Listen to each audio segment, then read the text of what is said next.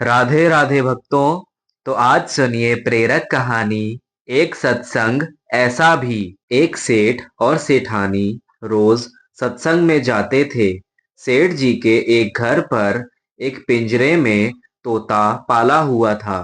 तोता एक दिन पूछता है कि सेठ जी, आप रोज कहाँ जाते हैं? सेठ जी बोले कि सत्संग में ज्ञान सुनने जाते हैं।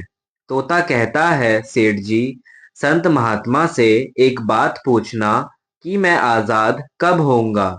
सेठ जी सत्संग खत्म होने के बाद संत से पूछते हैं कि महाराज, हमारे घर जो तोता है उसने पूछा है कि वो आजाद कब होगा। संत जी ऐसा सुनते ही बेहोश होकर गिर जाते हैं।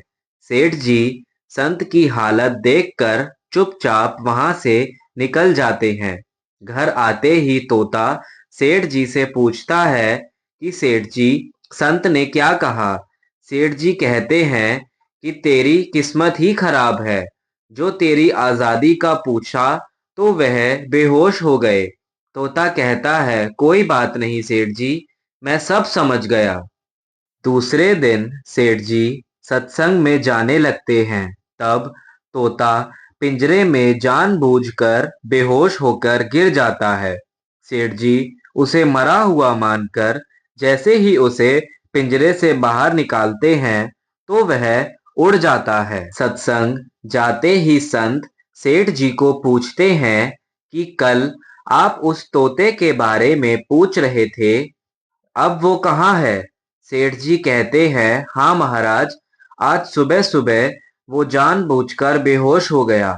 मैंने देखा कि वो मर गया है, इसलिए मैंने उसे जैसे ही बाहर निकाला तो वो उड़ गया।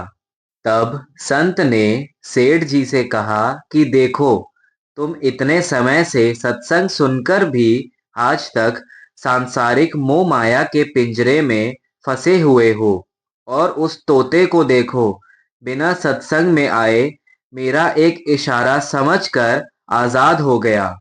इस कहानी से तात्पर्य ये है कि हम सत्संग में तो जाते हैं, ज्ञान की बातें करते हैं या सुनते भी हैं, पर हमारा मन हमेशा सांसारिक बातों में ही उलझा रहता है। सत्संग में भी हम सिर्फ उन बातों को पसंद करते हैं जिसमें हमारा स्वार्थ सिद्ध होता है, जबकि सत्संग जाकर हमें सत्य को स्वीकार कर सभी बातों को महत्व देना चाहिए, और जिस असत, झूठ और अहंकार को हम धारण किए हुए हैं उसे साहस के साथ मन से उतार कर सत्य को स्वीकार करना चाहिए। जय जय श्री राधे।